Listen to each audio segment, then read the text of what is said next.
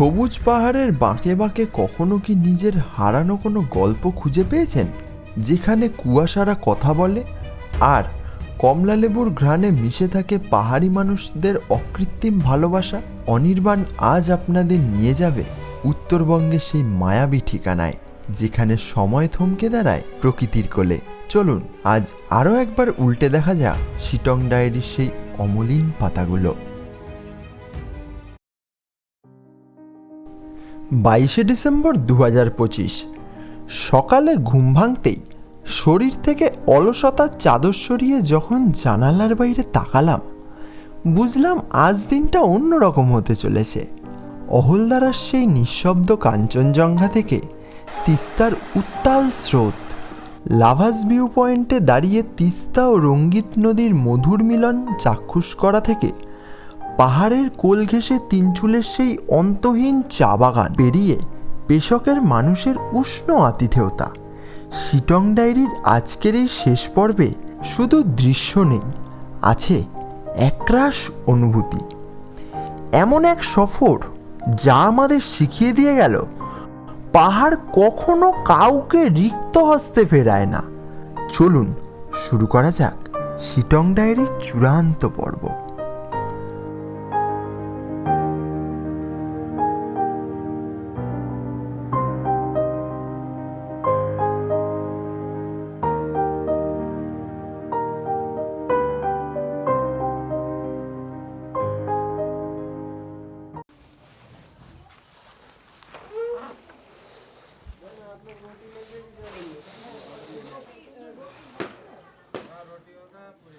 Good morning from Sittong. Sittong ভ্রমণের দ্বিতীয় পর্বে আপনাদেরকে স্বাগত জানাই ট্রাভেল অ্যাডিক্টেড অনির্বাণ চ্যানেলের পক্ষ থেকে। আমি অনির্বাণ। সকালবেলা ঘুম থেকে উঠেই দেখি এখানে টেম্পারেচার শো করছে 10 ডিগ্রি।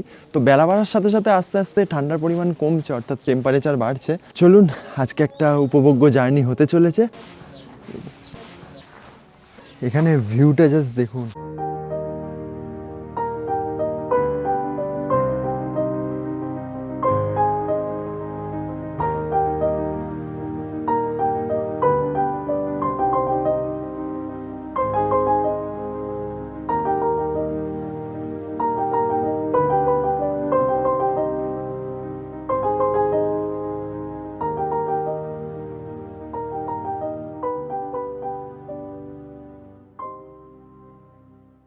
পাহাড়ের সকাল মানেই তো ধোঁয়া ওঠা এক কাপ চা আর সামনে অনন্ত ওই নীল পাহাড়ের হাতছানি।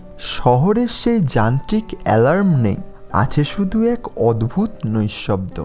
চায়ের কাপে যখন চুমুক দিচ্ছিলাম, মনে হচ্ছিল প্রতিটি চুমুকই আমাকে শিটংয়ের এই মাটির সাথে আরও একটু নিবিড় করে তুলছে। পাহাড়ের এই মৌনতা আর হাতের চায়ের উষ্ণতা একসাথে মিলেমিশে যেন দিনের শুরুতে এক অদ্ভুত জাদুকরী মুহূর্ত তৈরি করছিল। এই প্রশান্তিটুকু মনে নিয়েই শুরু হলো আমাদের আজকের গন্তব্যের পথে প্রথম প্রস্তুতি। সময় করি বলছে সকাল 9:15 আর আমরা এখন ব্রেকফাস্ট করতে চলে এসেছি হোমস্টে ডাইনিংয়ে। আমাদের ব্রেকফাস্টের মেনু হচ্ছে আলু ফুলকপি দিয়ে একটা সবজি, আর তার সাথে লুচি গরম গরম, এছাড়াও রয়েছে রুটি।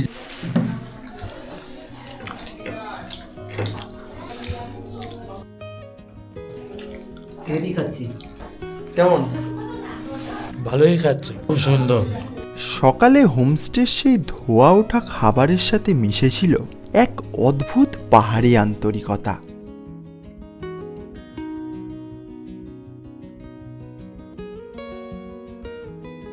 খেয়ে বলছি কেমন খেতে। রান্নাবান্না বেশ ভালো। ব্রেকফাস্ট সেরে যখন ঘর থেকে বেরোলাম, মনে হলো প্রতিটি পদক্ষেপ আমাকে এক অজানার ঠিকানায় নিয়ে যাচ্ছে। অহলদারার নেশায় আমরা যখন গাড়িতে উঠলাম, আকাশ তখন এক নীল ক্যানভাস।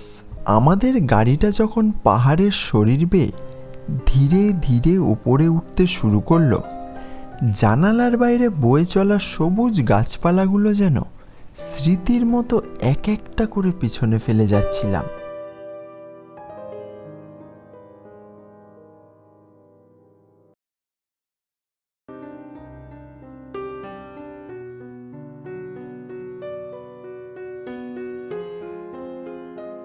মাঝপথে হঠাৎ এক জায়গায় গাড়িটা থমকে দাঁড়ালো। বলা ভালো, গাড়িটা থামাতে বললাম। জানালার কাঁচটা নামাতেই এক ঝলক হিমেল হাওয়া এসে মনে করিয়ে দিয়ে গেল আমি একা নই, স্বয়ং কাঞ্চনজঙ্ঘা আজ আমার অপেক্ষায়।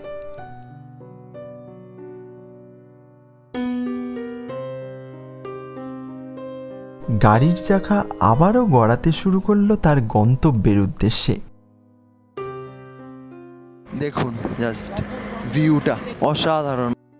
আমাদের যে হোমস্টে রয়েছে সেই হোমস্টে থেকে অহলদারা ভিউ পয়েন্টের দূরত্ব প্রায় 8 কিলোমিটার। ড্রাইভার দাদার কথা অনুযায়ী যা যেতে সময় লাগে প্রায় 1 ঘন্টা মতো।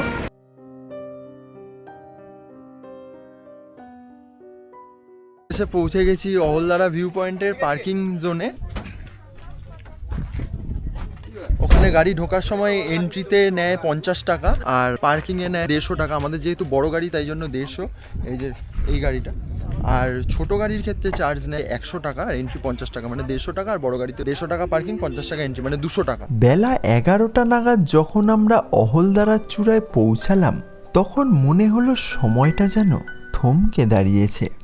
রোদের আলো যখন সেই রূপলি শৃঙ্গ এবং পাহাড়গুলোর গায়ে লুটোপুটি খাচ্ছিল তখন মনে হচ্ছিল প্রকৃতি আজ তার শ্রেষ্ঠ কবিতাটি আমার অনুভূতির ডায়েরিতে লিপিবদ্ধ করেছে।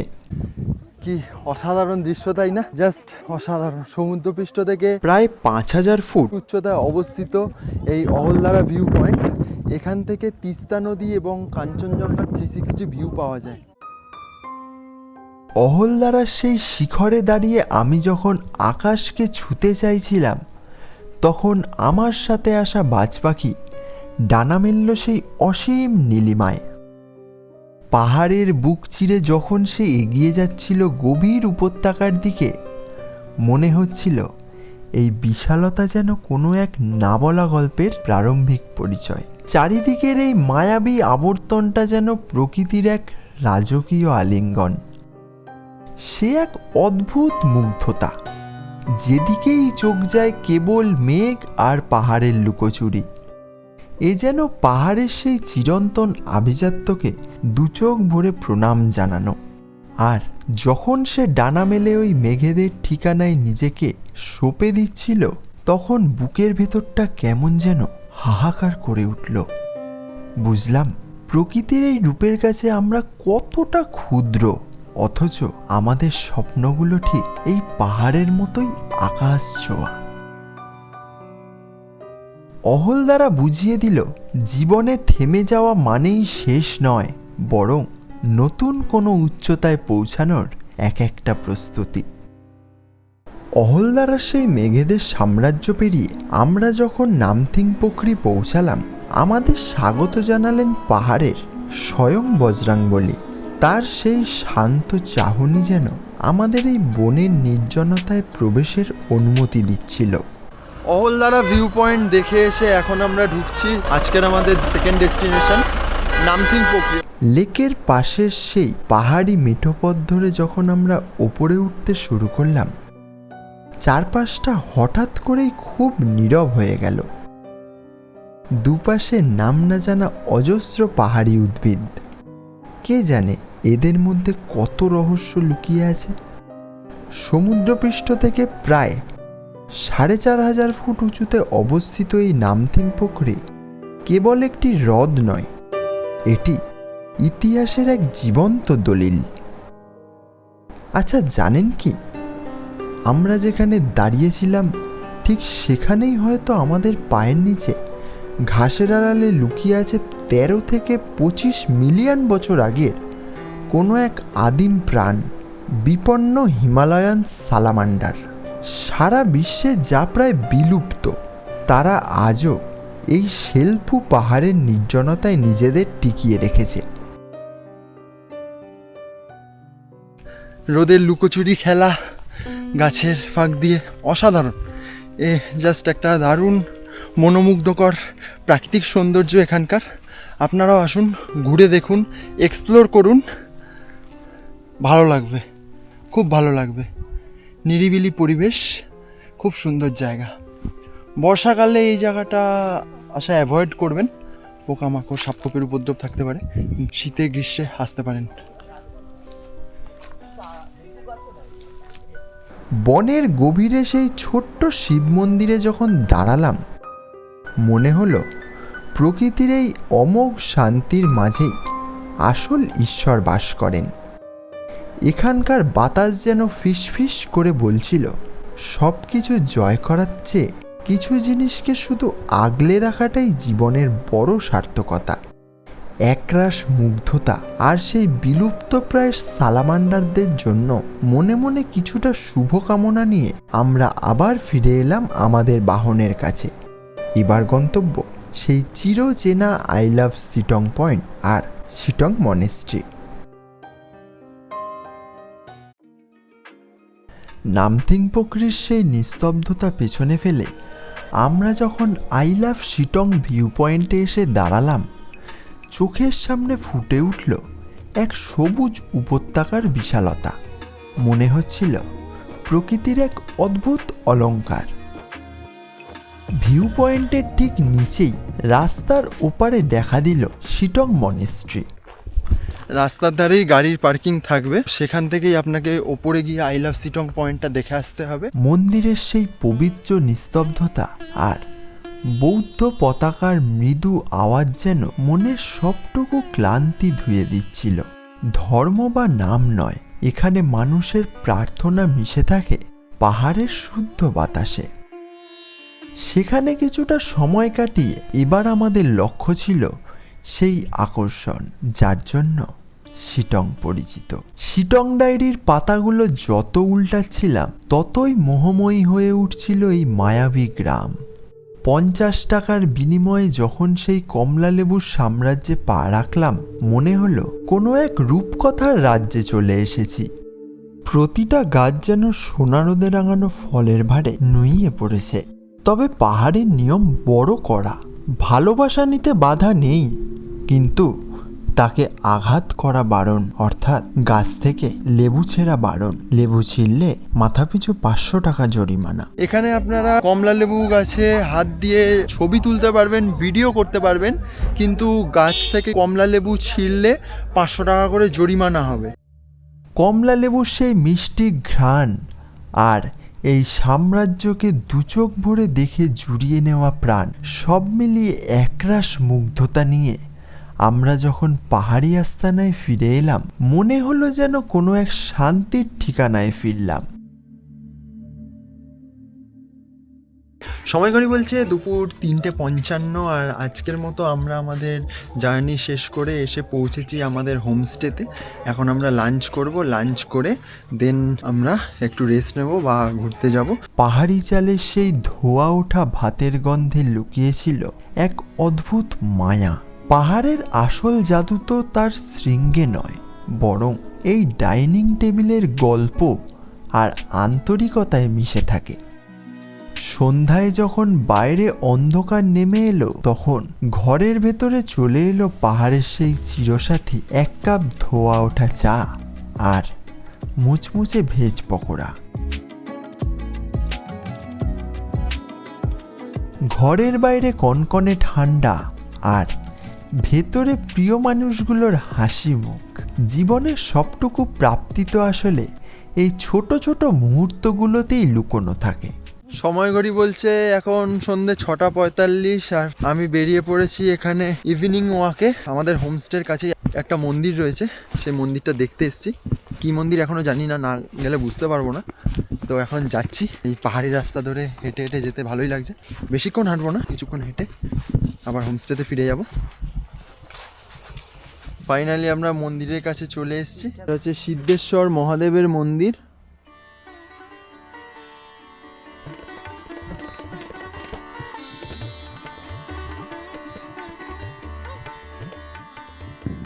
গেট আটকানো, লক করা। সময় ঘড়ি বলছে রাত্রির 9:20, আর এখন আমরা ডিনার করতে যাচ্ছি। আজকের ডিনারের মেনু হচ্ছে রুটি, যে ভাত খাবে ভাত, ছাড়া হচ্ছে মিক্স ভেজ, আর তার সাথে রয়েছে ডিমের কারি। কেমন লাগছে খাবার? খুব ভালো আছে, এই ঠান্ডার মধ্যে বেশ ভালোই হয়েছে। রাতের ডিনার সেরে যখন শরীরটা লেপের আদরে এলিয়ে দিলাম, অর্থাৎ আমরা ঘুমোতে এলাম, তখন অন্ধকারের নিস্তব্ধতা কানে ফিসফিস করে বলছিল, আজকের মতো শুভরাত্রি। 23 তারিখের সেই কুয়াশা ভেজা সকাল, গায়ের থেকে অলসতার ব্ল্যাঙ্কেটটা সরিয়ে যখন বাইরে তাকালাম, মনটা এক অজানা বিষণ্ণতায় ভরে উঠল।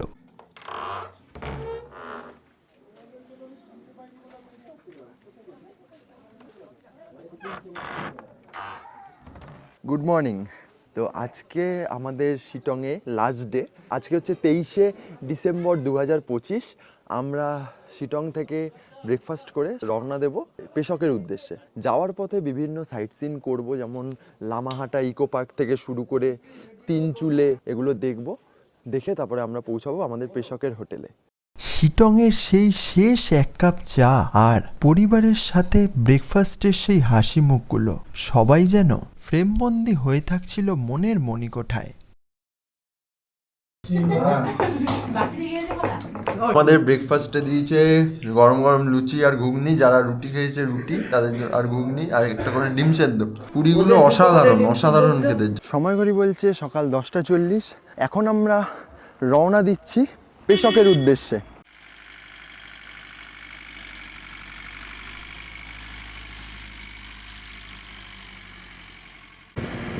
সময় ঘড়ি বলছে সকাল 10টা 45, আর আমরা অবশেষে শিটং হোমস্টেকে বিদায় জানিয়ে আমরা এখন রওনা দিয়েছি পেশকের উদ্দেশ্যে। বিগত দুদিনের সুখস্মৃতিকে সঙ্গী করে অবশেষে বিদায়বেলা যখন ঘনিয়ে এলো, আমাদের গাড়ি পাহাড়ের বুক চিরে রওনা দিল পেশকের পথে। পথের ধারে হঠাৎ দেখা সেই রক্তলাল লালুপতে ফুল। গাড়ি থামিয়ে যখন তার সৌন্দর্য দেখছিলাম, এক পাহাড়ি ভদ্রমহিলা এসে ডাল ভেঙে ফুলটা আমার হাতে তুলে দিলেন। পাহাড়ের মানুষগুলো ঠিক এই ফুলটার মতোই সহজ, সরল আর রঙিন। কোনো উপহার নয়, যেন এক টুকরো ভালোবাসা তিনি আমার ডায়েরির পাতায় গুজে দিলেন। আমরা রাস্তায় যেতে যেতে এই ফুল গাছটা দেখে নেমে পড়েছিলাম। ফুলটা খুবই সুন্দর। এই ফুলটার নাম হচ্ছে লালুপাতে।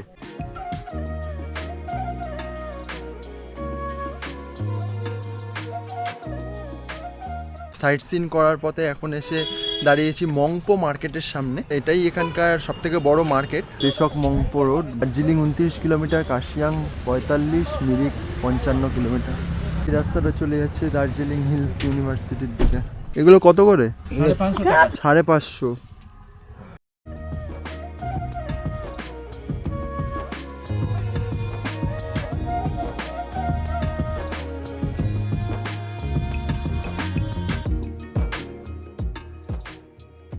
মংপোর সেই আন্তরিকতা বুকে নিয়ে আমরা যখন 12 নম্বর জাতীয় সড়ক ধরলাম, গন্তব্য তখন সমুদ্রপৃষ্ঠ থেকে প্রায় 5700 ফুট উচ্চতার লামাহাটা ইকো পার্ক।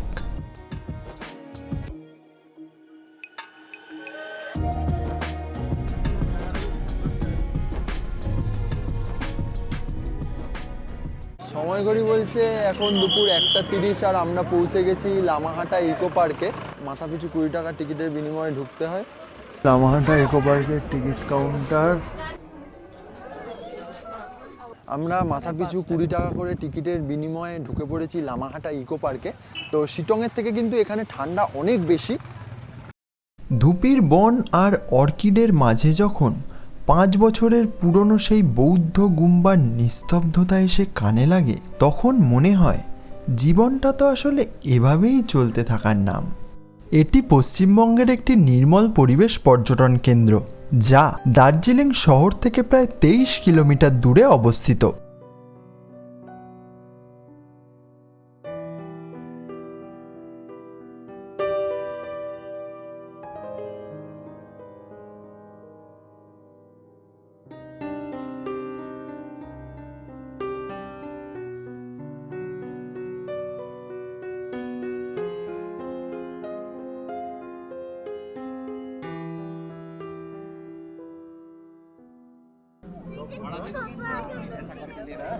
এখান থেকে লামাহাটার দারুণ ভিউ পাওয়া যায়। ওই সাইডে লেক রয়েছে লামাহাটা, 15 মিনিট হাঁটতে হয়। আর এখানে দুজনের 150 টাকার বিনিময়ে পোশাক ভাড়া পাওয়া যায়, একজনের 50 টাকা করে ভাড়া নেয়।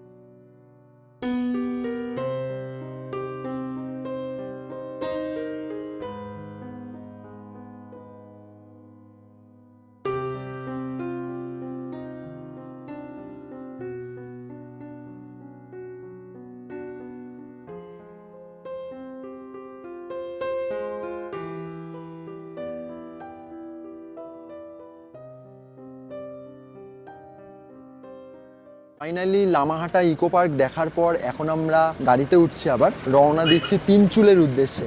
লামাহাটা ইকো পার্ক দেখে গাড়িতে উঠে আবারও পথ চলা শুরু করলাম। আমরা এখন যে স্থানে রয়েছি সেই রাস্তা ধরে সোজা চলে গেলে পৌঁছে যাওয়া যায় পেশক, লাভার্স ভিউ পয়েন্ট, এছাড়াও তিস্তা ভিউ পয়েন্টে। আর ডান দিকের রাস্তা সোজা উঠে যাচ্ছে তাগদা এবং তিনচুলের দিকে।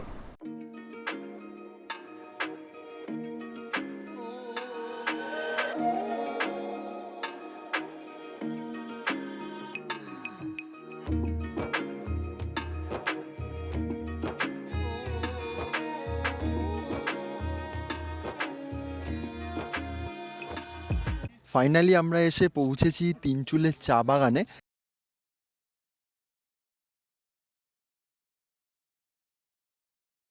এরপর আমাদের গাড়ি যখন তিনচুলের সেই অন্তহীন চা বাগানের বুক চিরে উপরে উঠতে শুরু করলো, আকাশ থেকে মনে হচ্ছিল যেন কেউ সবুজ মখমল বিছিয়ে রেখেছে।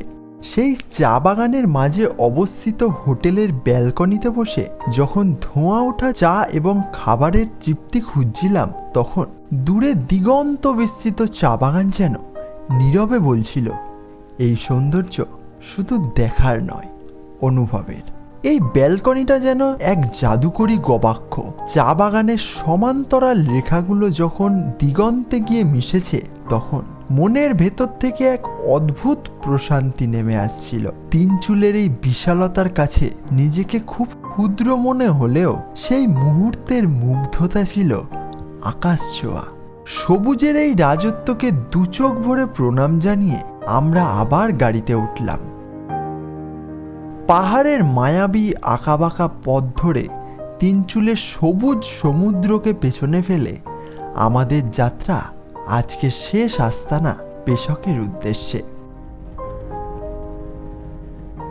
দিনের আলো ফুরানোর সাথে সাথেই আমরা পৌঁছে গেলাম পেশকে।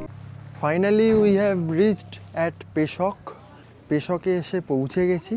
সকালবেলা রওনা দিয়ে সাইট সিন করতে করতে পেশকে এসে পৌঁছেছি, পেশকের হোমস্টেতে। সময় ঘড়ি বলছে এখন বিকেল 4:33।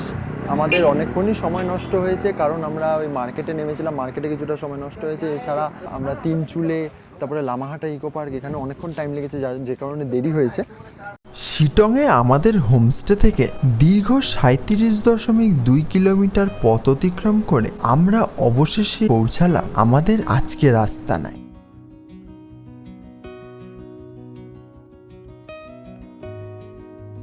চলুন তাহলে এবার রুম ট্যুর করা যাক। পেশকে আমাদের রুম, চিয়াম্বি হোমস্টে। এদিকে এরকম একটা ব্যালকনি রয়েছে, এই হচ্ছে রুম। ডাবল বেড রয়েছে, আমরা এই রুমে 3 জন থাকবো। কম ব্ল্যাঙ্কেট দিয়েছে, দুটো বালিশ দিয়েছে, ওয়ার্ড্রপ রয়েছে, মিরর রয়েছে। আমাদের ওয়াশরুম।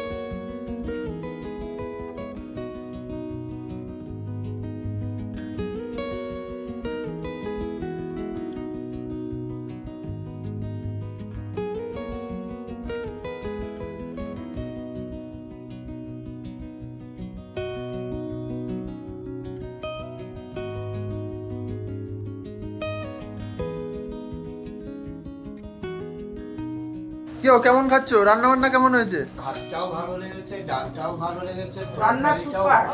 রান্না খুব ভালো হয়েছে। সবজি খুব ভালো লাগছে, দারুণ দারুণ অসাধারণ। সময় ঘড়ি বলছে 7:15। আমরা এখন আমাদের পেশকের হোমস্টের নিচে যাচ্ছি, ওখানে বোনফায়ার হচ্ছে, তো সেখানে আমরা পার্টিসিপেট করব। আজকে আমাদের এই শিটং ট্যুরের লাস্ট ডে। পাহাড়ি ঠান্ডায় সেই আগুনের ওম, গরম পকোড়া আর পরিবারের প্রিয় মানুষগুলো, এর চেয়ে বড় সার্থকতার কী বা হতে পারে? সন্ধেবেলা চা খেতে খেতে এই বনফায়ারের আনন্দই আলাদা। বাইরে প্রচণ্ড ঠান্ডা, তার মধ্যে টেম্পারেচার শো করছে পেশকে 11 ডিগ্রি। এখন বাজে 7:20। তোরা সবাই কেমন এনজয় করছো? সময় ঘড়ি বলছে এখন রাত্রি 10:30 আর আমরা এখন রাত্রিবেলা ডিনার করতে বসে পড়েছি। আজকের ডিনারে আছে রুটি, স্কোয়াশের তরকারি আর চিকেন কষা। মাংস কি রাখবো? বুবাইদা পুরো টুকটা অ্যারেঞ্জ করেছে। বুবাইদাকে অনেক অনেক आपका कैसा लगा? বহুত আচ্ছা লাগা। अच्छा लग रहा है? সময় ঘড়ি বলছে রাত্রির 11টা। আমরা রাতের ডিনার সেরে হোমস্টে রুমে চলে এসেছি শুয়ে পড়ার জন্য। আজকের মতো শুভরাত্রি, দেখা হচ্ছে আগামীকাল সকালে। Good morning. সময় ঘড়ি বলছে সকাল 9:10। আমরা ঘুম থেকে উঠে ফ্রেশ ট্রেশ হয়ে চা খাবো, আমাদের চা দিয়ে গেছে। এই দীর্ঘ 3 দিনের জার্নি শেষে আজকে আমাদের ঘরে ফেরার পালা। পেশকের এই শেষ সকালে যখন চোখ মেললাম, দেখলাম জানালার ওপারে পাহাড়েরা অপেক্ষারত আমাদের বিদায় জানাতে। এই নীল পাহাড় আর পাইন বনের নির্জনতায় ঘেরা চিয়াবাড়ি মাউন্টেন ভিউ হোমস্টে যেন এক টুকরো শান্ত পৃথিবী। আমাদের বাজ পাখি যখন ক্ষণিকের স্বাধীনতার স্বাদ পেয়ে ক্রমশ ডানা মেলতে শুরু করলো নীল আকাশে, তখন মনে হচ্ছিল আমরা কতটা ক্ষুদ্র এই বিশাল প্রকৃতির কাছে। অথচ আমাদের এই ছোট ছোট মুহূর্তগুলোই জীবনের সব থেকে বড় সঞ্চয়। ব্যালকনিতে দাঁড়িয়ে শেষ 1 কাপ চায়ের উষ্ণতা নিতে নিতে মনে হচ্ছিল এই নিস্তব্ধতাই তো আসলে আমাদের হৃদয়ের সব থেকে আপন সুর। আমাদের ব্রেকফাস্ট চলে এসছে। ব্রেকফাস্টে দিয়ে গেছে পুরি আর আলু চচ্চড়ি, মানে লুচি আর আলু চচ্চড়ি। সবাই খেতে বসে পড়েছি। ব্রেকফাস্ট সেরে যখন বিদায়ক্ষণ হাজির হলো, হোমস্টের সেই চিরচেনা মানুষগুলো পরম মমতায় আমাদের গলায় জড়িয়ে দিলেন সাদা উত্তরীয়।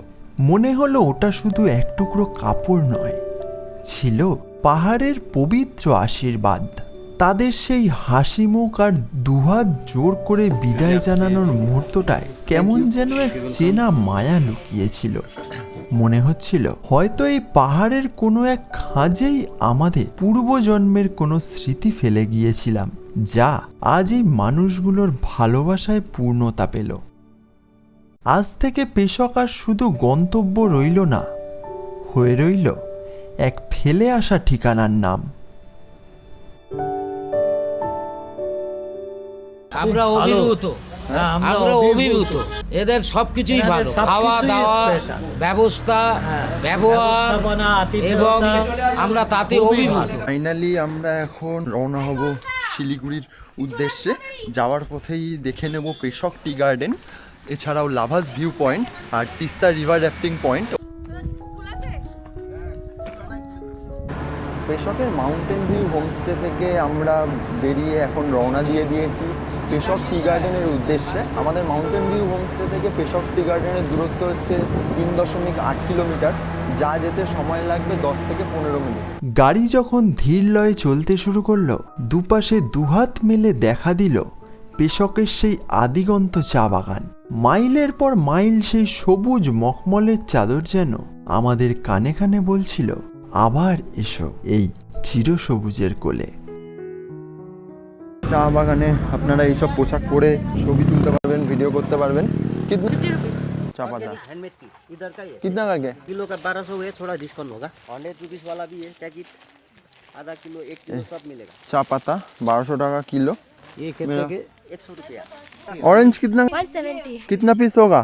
10 পিস। এখন রয়েছি পেশক টি গার্ডেনে। তো অনেক চা গাছ রয়েছে।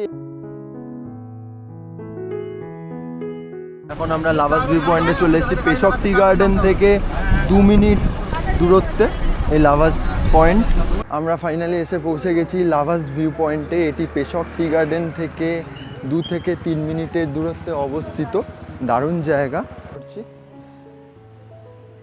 হচ্ছে লাভাস ভিউ পয়েন্ট।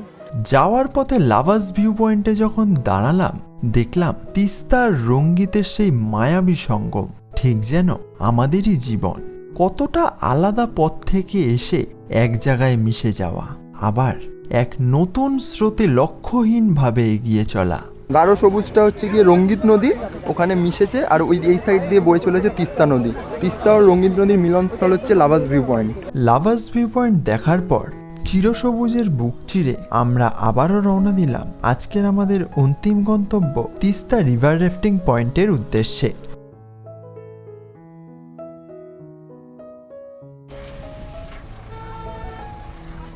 শকখোলা ব্রিজের কাছে রিভার র্যাফটিং পয়েন্টে যাচ্ছি। এখান থেকে আমরা র্যাফটিং বুক করছি।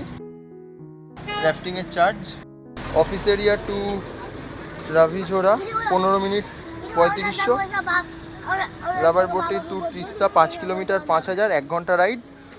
Mainly to Teesta 7 kilometre ride হচ্ছে 6000 টাকা। তবে একটা গুরুত্বপূর্ণ তথ্য দিয়ে রাখি, আপনারাও যদি রিভার র্যাফটিং করেন তাহলে অবশ্যই র্যাফটিংয়ের আগে বার্গেনিং করে নেবেন।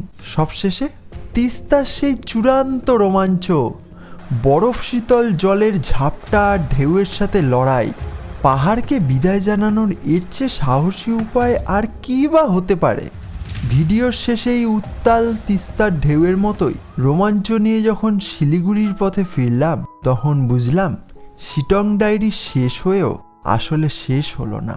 আমাদের হৃদয়ে থেকে গেল এক বুক পাহাড়ি স্মৃতি। শিটং ডায়েরির এই সফরটা হয়তো এখানেই শেষ হচ্ছে, কিন্তু এই পাহাড়, এই কুয়াশা আর মানুষের এই অকৃত্রিম ভালোবাসা, এগুলো আমার সাথে থেকে যাবে আজীবন। যদি আজকের এই সিনেমাটিক জার্নি আপনাদের মনের কোনো কোণ ছুঁয়ে গিয়ে থাকে, তবে আমার এই পরিশ্রম সার্থক। আপনাদের ভালোবাসা আর অনুপ্রেরণাকে পাথেয় করে পরের অজানার টানে ঘর থেকে বের হব। ভিডিওটা ভালো লাগলে সাথে থাকবেন, আর যারা এখনও এই পরিবারের সদস্য হননি, সাবস্ক্রাইব করে পরবর্তী সফরের সঙ্গী হতে ভুলবেন না। দেখা হচ্ছে খুব শীঘ্রই কোনো নতুন জায়গায়, কোনো নতুন গল্প নিয়ে। ততক্ষণ ভালো থাকুন, সুস্থ থাকুন আর প্রকৃতিকে ভালোবাসুন। তাহলে অনির্বাণ আজকের মতো বিদায় নিচ্ছে। নমস্কার।